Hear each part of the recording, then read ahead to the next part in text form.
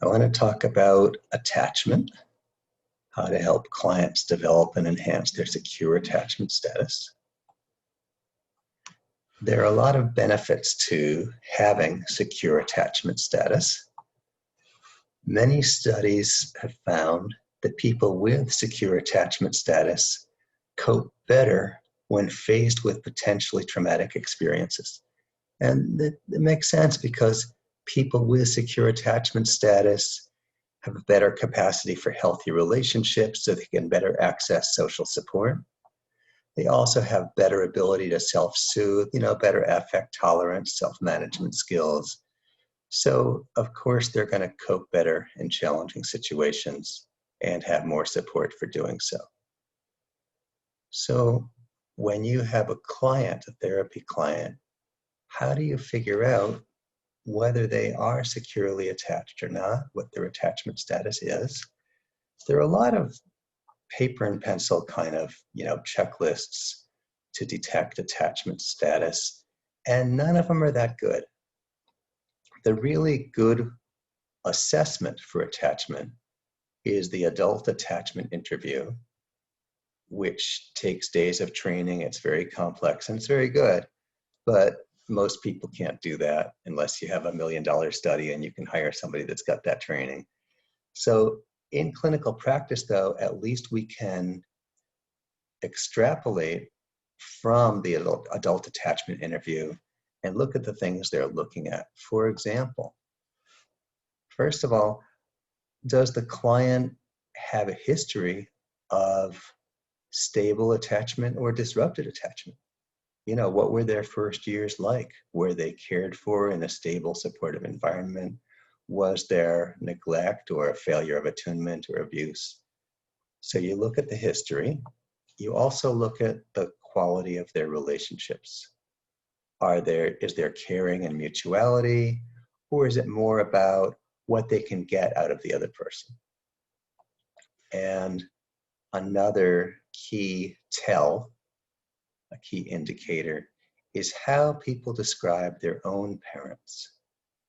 Are they appropriately ambivalent, meaning can they accurately perceive the reality of the complexity of their parents, or are they idealized, whether positively or negatively?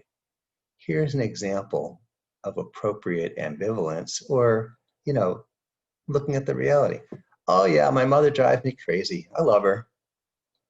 Or, oh, that parent really let me down and hurt me in a lot of ways.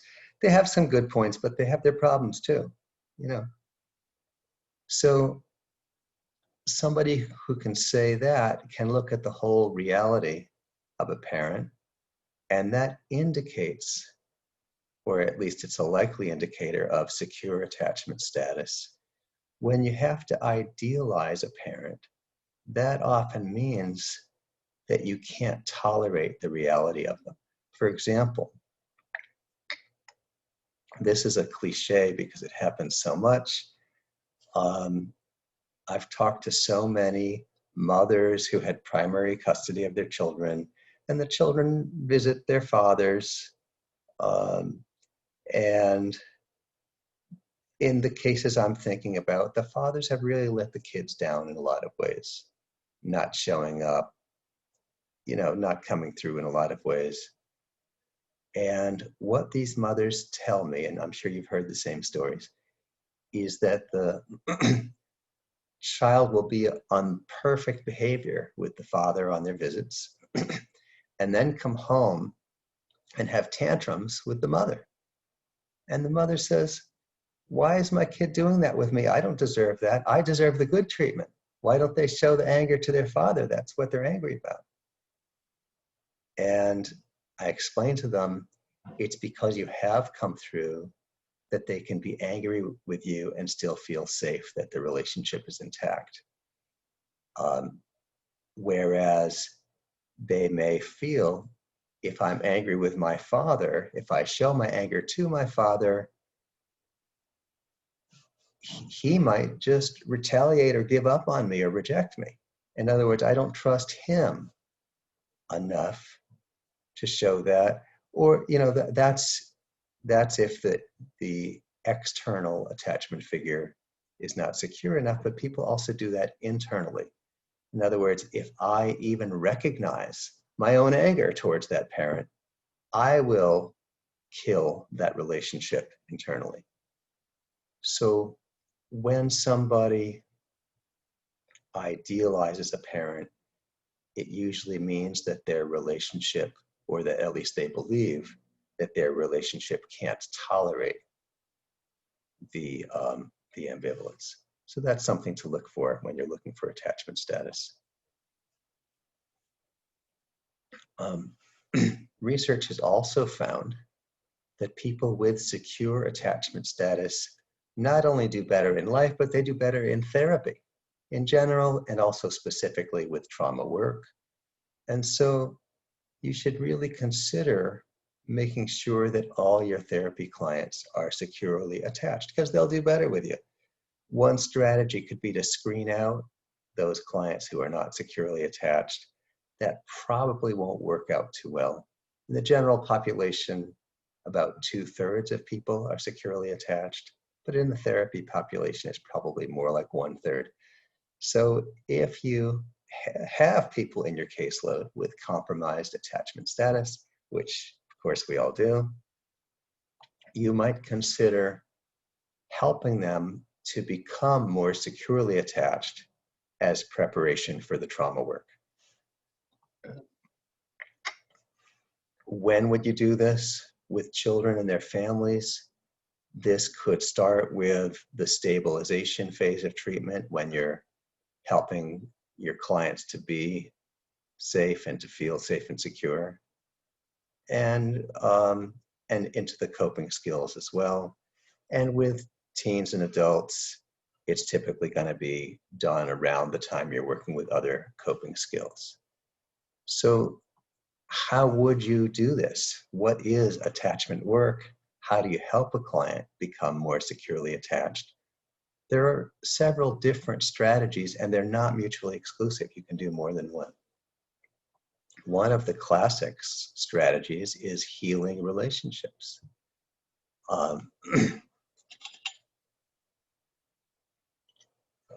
You may recall Dr. Harlow's research with monkeys. I think this was done in the 1950s, back in the old days when there weren't research ethics boards to prevent studies like this. A lot of good knowledge got generated in those days. So he would take these baby monkeys and raise them in cages where they got their milk from a bottle strapped to the side of the cage. And that bottle was either just wrapped with wire, and he called those the wire mesh mothers, or there was terry cloth around it, which made it more soft and fuzzy, and he called those the terry cloth mothers. So the monkeys who grew up, who were, fed from these terry cloth mothers, they came out more or less normal, whereas the monkeys who were fed from the wire mothers came out not so good. They were easily agitated. They didn't play well with other child monkeys. So you might say that their attachment was disrupted. However, and that was a really major finding. The next finding was that if you put one of those compromised little monkeys with other child monkeys who were normal and healthy, and if they played with those other child monkeys and spent enough time with them, they became normal. So attachment status is a stable foundation of personality, and it can last for a lifetime, but it is also changeable under the right circumstances.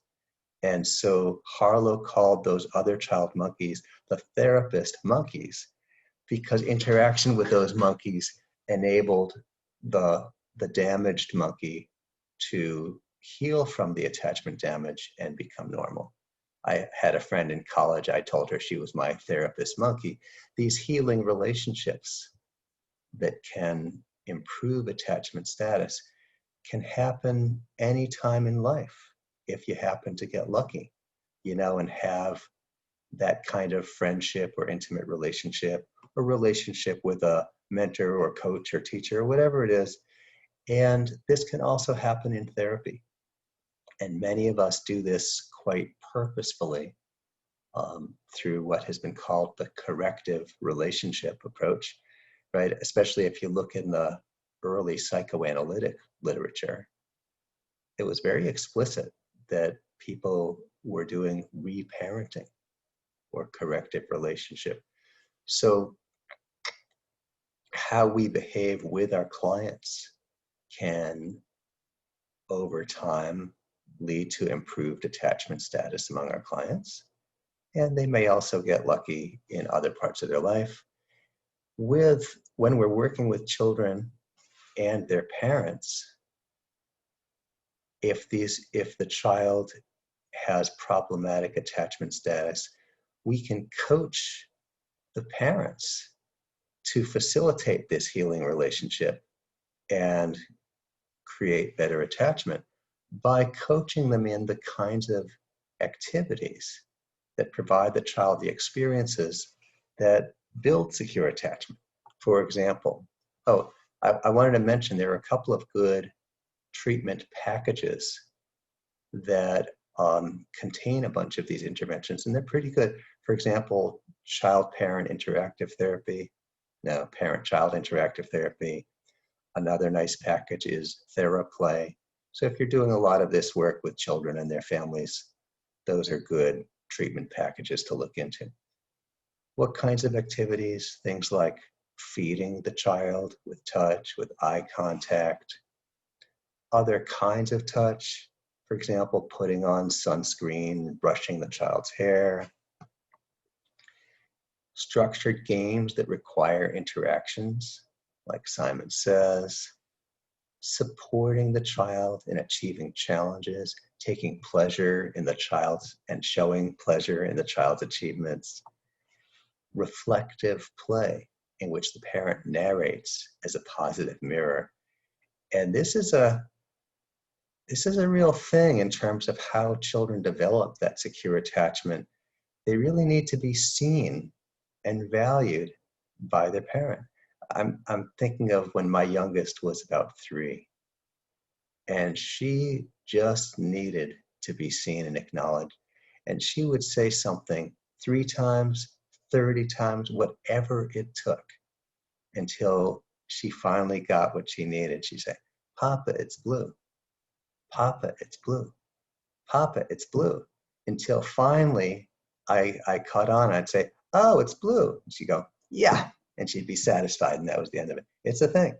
So we may coach parents to do these things with their children, not just once, but over and over, because you don't get to be securely attached by having a good moment or even a good day.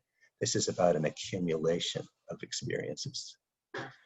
Another strategy that trauma therapists are using is to conceptualize the compromised attachment status as having come from a cluster of similar related experiences that can be treated the same way you treat any cluster of upsetting or traumatic experiences. For example, the way you treat a bullying cluster or an abuse cluster or anything else. And so we have a way of treating a series of memories. We treat the first memory, the worst one or the several, etc., using EMDR, progressive counting, or whatever trauma healing method you're using. And this works, and people do heal from their attachment wounds and become more securely attached. Another method that we'll be spending a little more time with today is guiding a client to visualize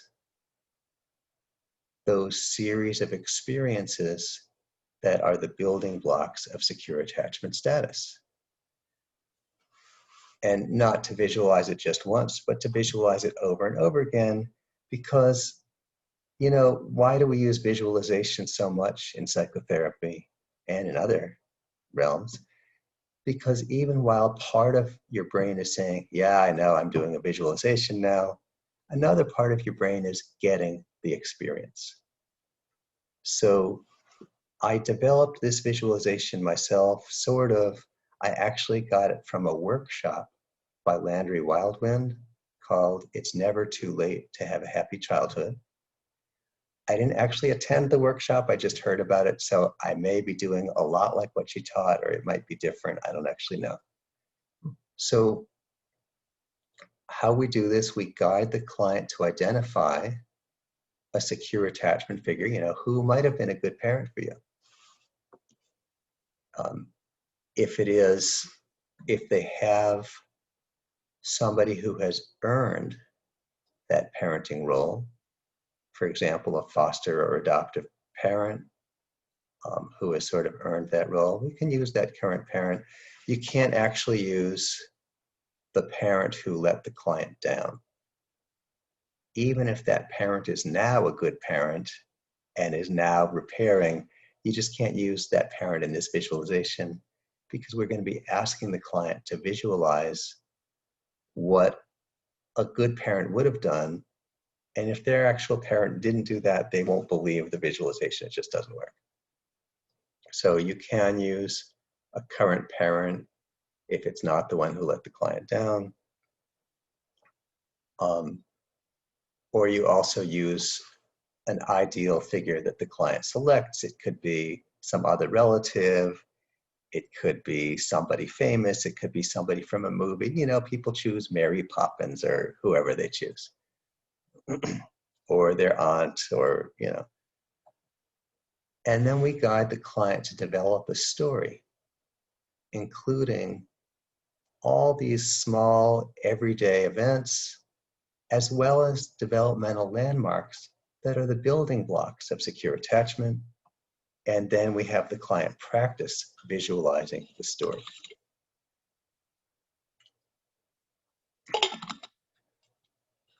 I'm going to ask you to practice this now as the client, so you can get the experience that you'll be giving your clients. All right.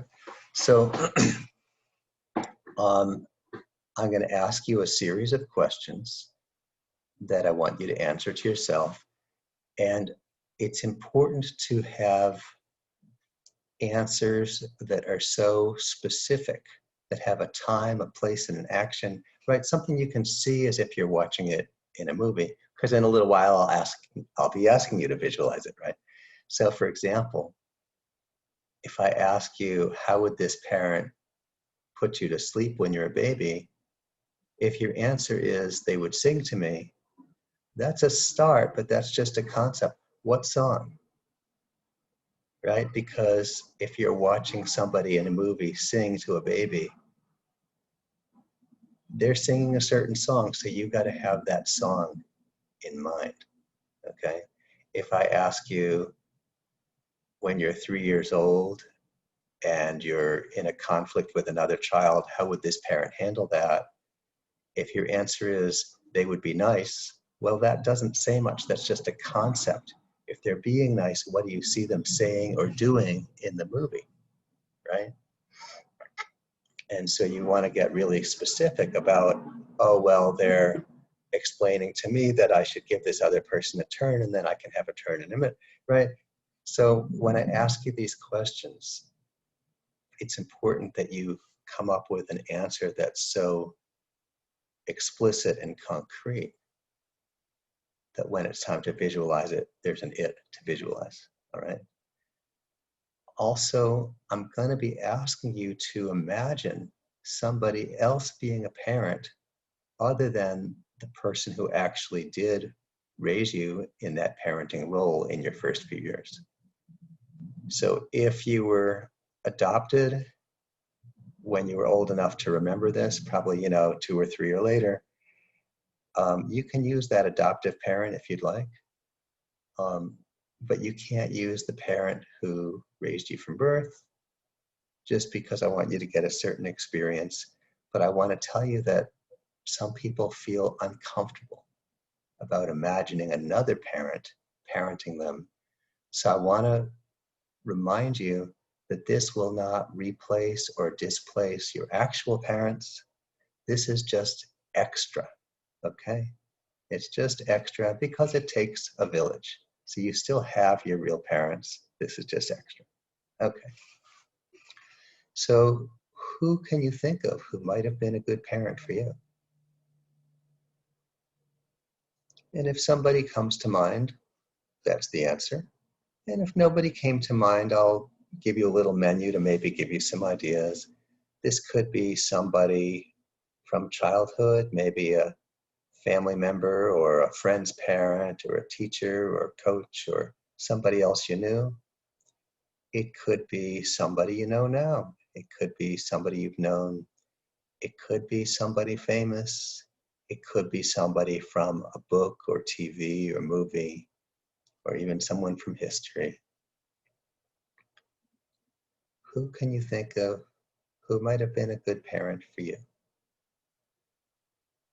So I'm going to ask you a series of questions now about what it would have been like with that parent.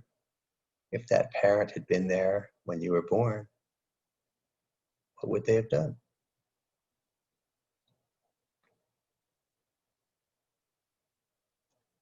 How would they hold you? How would they feed you? How would they put you to sleep? What would they do when you cry?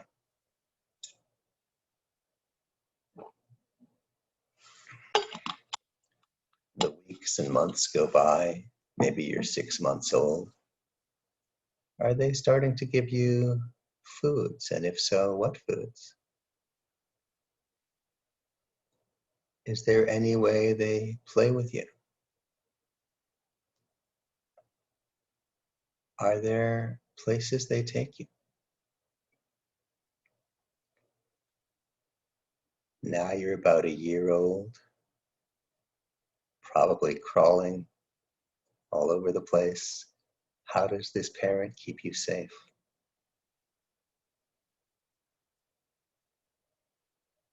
Is this parent reading to you? And if so, what?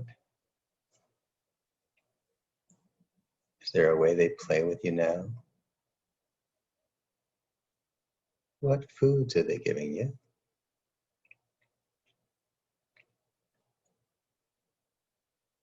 Now you're a year and a half old.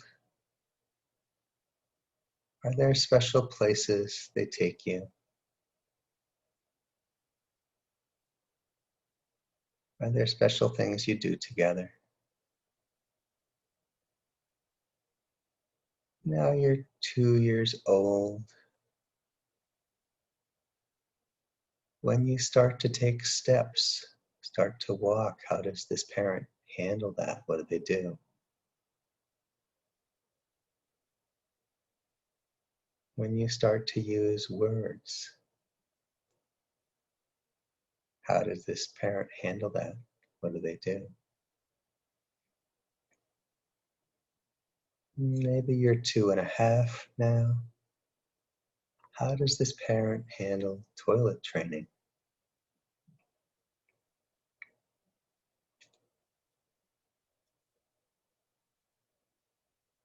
Are there places they take you?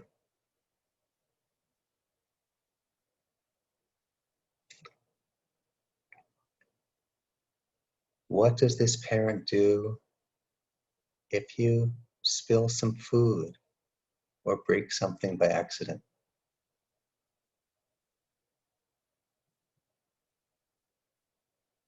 How do they handle it when you have a tantrum?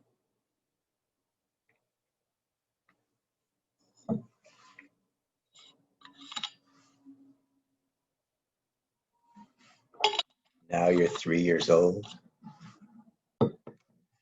When you're playing with another child and you and the child have a conflict, How does this parent handle it? What do they do?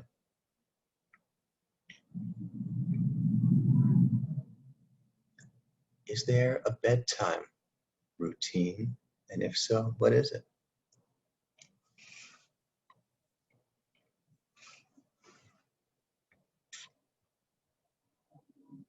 You're 3.5. Is there anything that they let you help them with? Maybe fixing something, or in the kitchen, or doing something? Are there ways that they play with you now? Do they read to you? And if so, what do they read?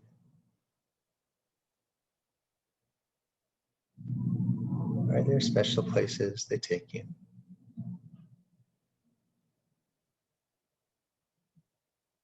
When you turn 4, does anything special happen for your 4th birthday?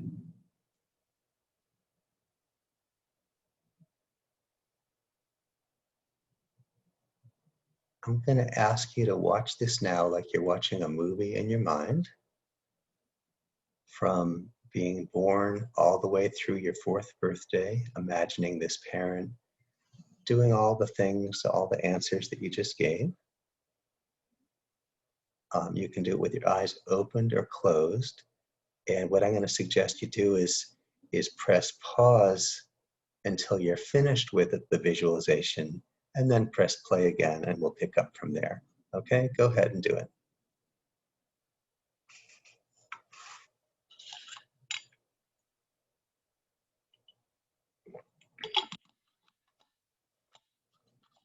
Okay, I think you must have pressed play again because you did your visualization. So if you were here, I would ask you how it went. And I'll tell you what the responses generally are when I do this in a group. Most people say that it felt pretty good. And about half of the people also say that they had some sadness.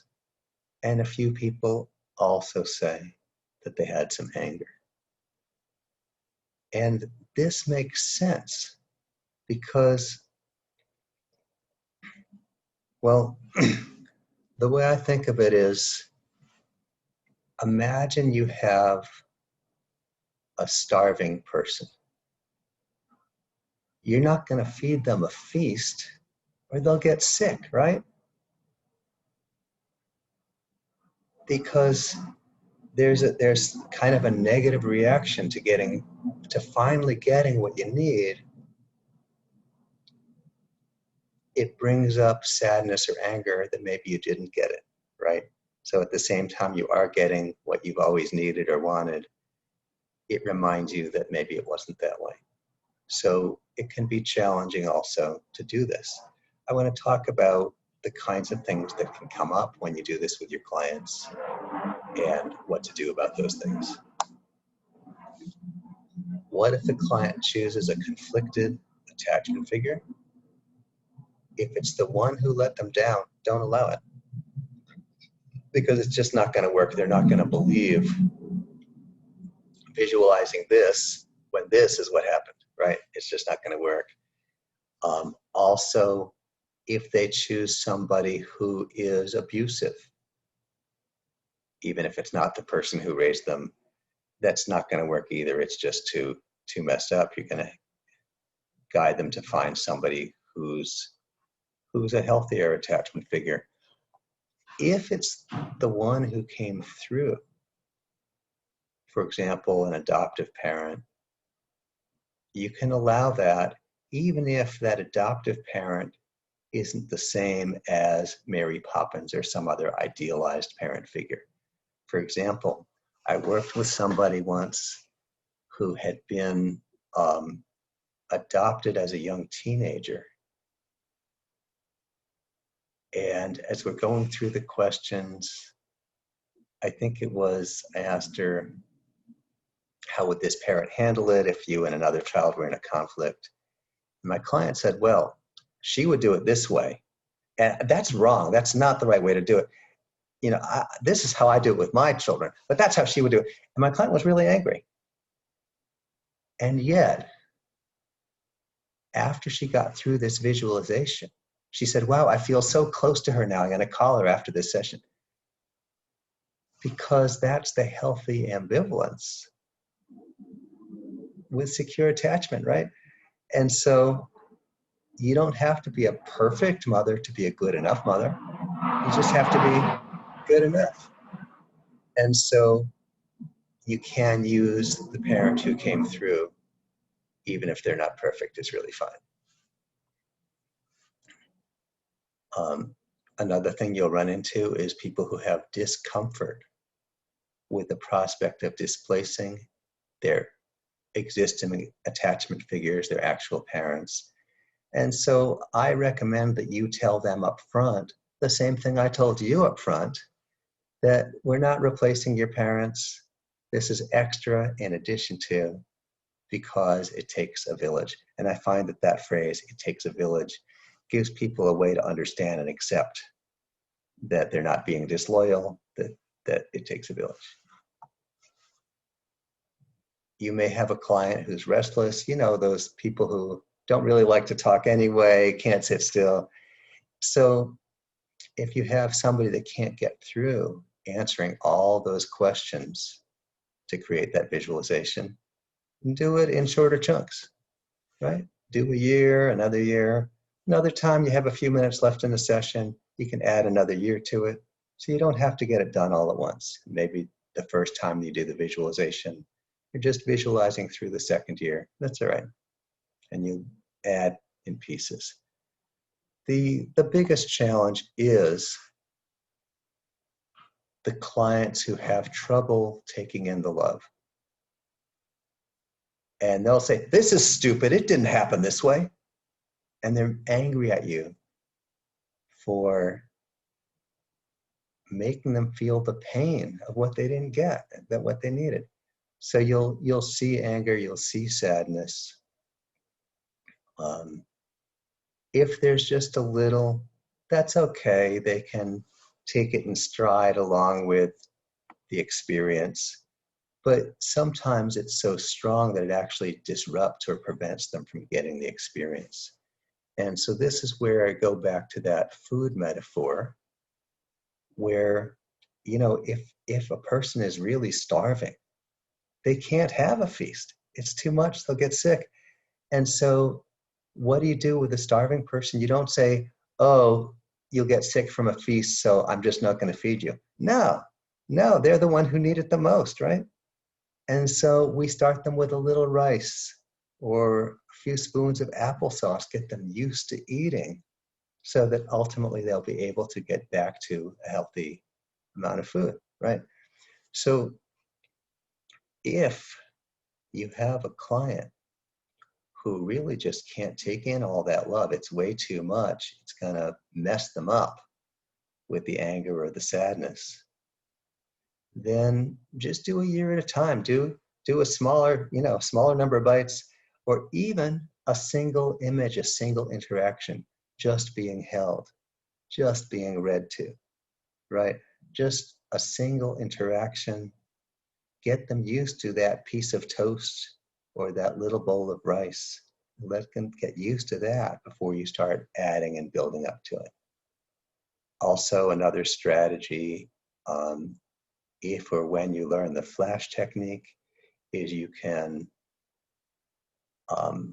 zero in on the moment where the distress happens. You know, where in the visualization are you getting that angry reaction or that sad reaction? And you can flash that distress down, and then they go back to the visualization. If they hit another sticking point, you can flash that down. So that's another way of handling it as well. But don't get discouraged because somebody has a hard time with this, because it makes them angry or sad. They're the ones who need it the most. And you don't want to leave them starving.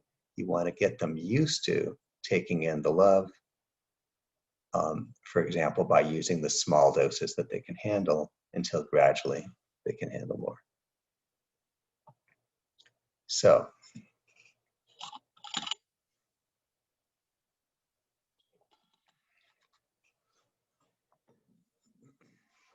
We don't actually stop at age 4 at the 4th birthday party. Now, most of attachment status is developed in those first couple of years, but it doesn't really stop. And so after age, 4 or 5 or 6, you don't need to cram those years with events, but you need maintenance events, whether it's, oh, we go swimming in the summer together, or they come and, watch my school play, or watch me play baseball, or watch me in this dance thing, or whatever it is, right? Maintenance events that kind of keep it going, either through adolescence or even up to their current age. Now, if you're working with adopted children, this is kind of a special case. Adopted children, many or most people who have been adopted have this negative belief: I am nobody's first choice. I'm the consolation prize. My birth parents didn't want me, they gave me away. And my adoptive parents probably wanted their own birth children, but they couldn't have them, so they got me instead. So when we're working with adopted children, one of the things we're already doing is developing a family mythology, a family story of the adopted child as the wanted child, as the chosen child. For example, Daddy and I went every week to the agency and looked through any new pictures they had, and every week we were wondering, is this going to be the time we finally find our child? And one day when we saw your picture, we got so excited and we said, I think this might be our child, the one we've been looking for, right? So, if you're working with adopted children, you're working with families to develop these stories of the child as the chosen child, as the wanted child, right?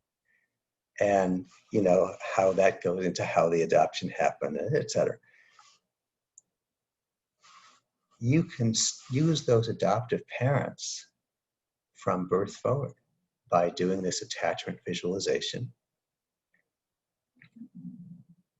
And it continues right into the adoption story. So you start with, oh yeah, if I had been there when you were born, I would have counted all your fingers and toes. I would have wrapped you in a blanket, right? Same thing. Of course, you have the parent telling it, right? All the way until, say, they were 2.5 or 3 years old. And then you go right into, and Daddy and I went to the agency every week and looked through the pictures. Logically, this makes no sense, but don't tell that to the kids because it works for them. And I've worked with parents where they just tell this whole story as the bedtime story every night.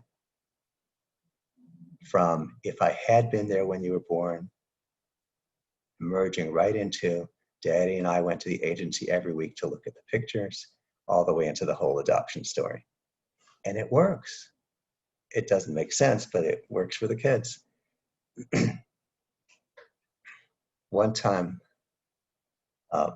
so one of my young clients that was in this kind of situation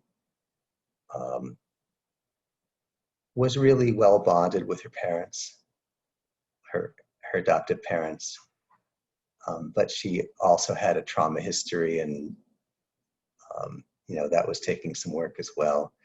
Sometimes she would get this nervous energy and this, and if you didn't watch out, if you weren't right on top of it,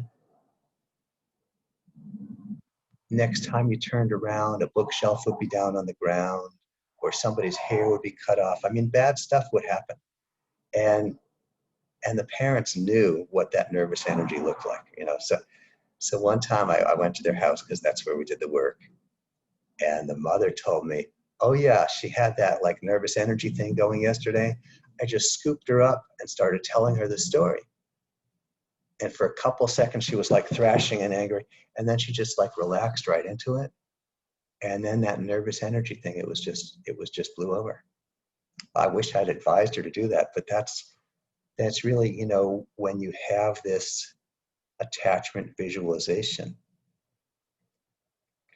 that attachment figure becomes a psychological resource that you can use to, it's like you get an attachment recharge, like when you're going to get a hug from your mother, right? It helps you to feel calmer, to feel okay, to get grounded. So clients can use this visualization as a grounding method for themselves, as a recharge. And we can also use it in therapy when a client might be exceeding their window of tolerance, becoming emotionally overwhelmed, at risk of becoming disorganized or shut down. We can use, let's do this visualization again, and they get that attachment booster, and then they're okay. We want clients to actually practice this. This is not a one-time intervention. This is a thing to practice, because attachment doesn't happen from one moment. It happens through an accumulation of experiences with that good enough mother. And that's a technical term. It doesn't have to actually be a mother, but it has to be a technical term, good enough mother. So when you have a few spare minutes in a session, you don't want to start anything big, but you still have a little time. Oh, let's do this. Let's practice the attachment visualization again. We also assign it for homework, and we assign it for homework with time, place, and action. In other words, if you were actually going to practice this for 3 minutes a day, when would you do it and where would you be?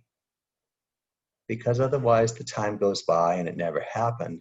But if the client says, well, right when I lie down to go to bed, I can do it right then. Okay. And that now there's a moment and there's a better chance for it happening. So we can assign it for homework and also as a calm down exercise at those moments where the client might be feeling overwhelmed. And when we're working with children and parents, we coach the parents in telling the story themselves. Okay.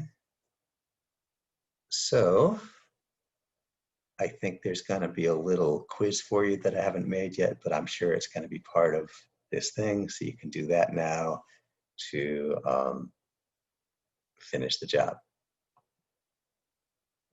Okay.